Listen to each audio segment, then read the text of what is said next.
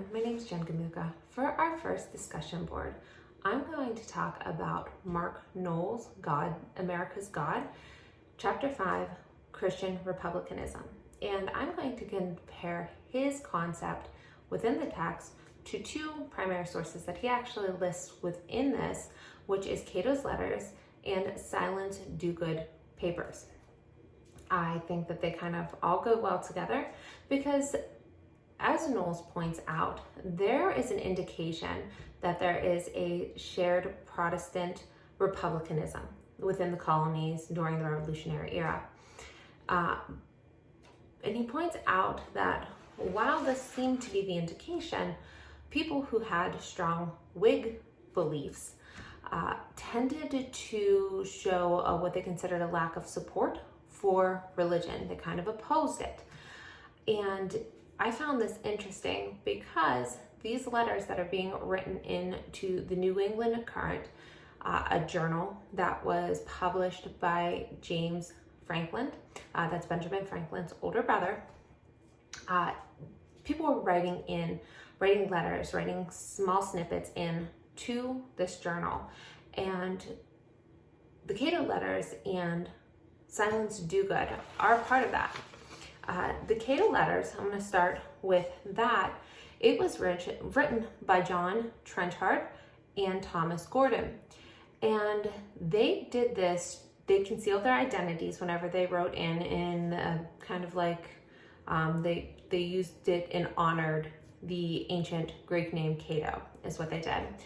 And they wrote in to this journal, and they condemned tyranny and advocated for liberty. They wanted to be very influential to the American colonists. This paper, this group of letters, is arguably more popular during the era than John Locke's work. The most famous and the most influential, if you would like, information that they talked about was the freedom of speech and the freedom of press.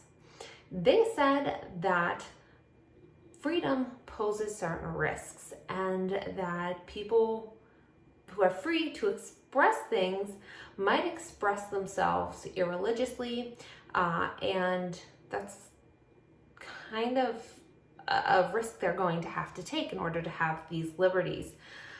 They thought that restraints on expression resulted in injustice, tyranny, ignorance. Similarly, in the Silent Do-Good papers, they were written by Ben Franklin, and I thought the little background story of them was really interesting. So I told you that people were writing into this journal and having small letters and papers published.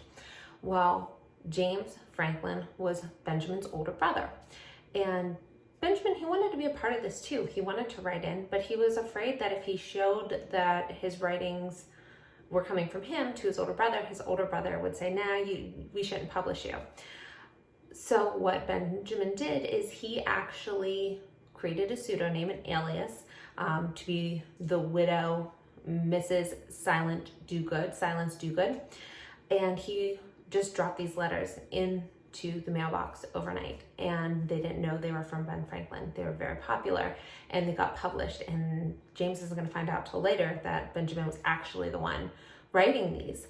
But within these letters and these papers, it was the 8th paper, he really talked about freedom of speech and freedom of press, which goes hand in hand with the Cato Letters.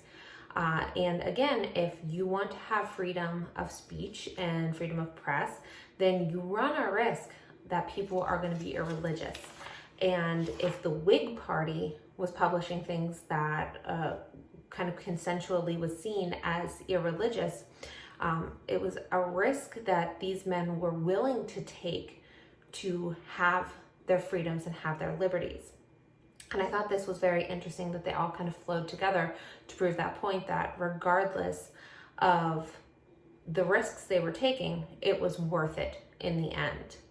I'm curious to see what anybody else thought of this text that read about it, and I'm excited to hear from all of you. I hope we have a great semester. Thank you, guys.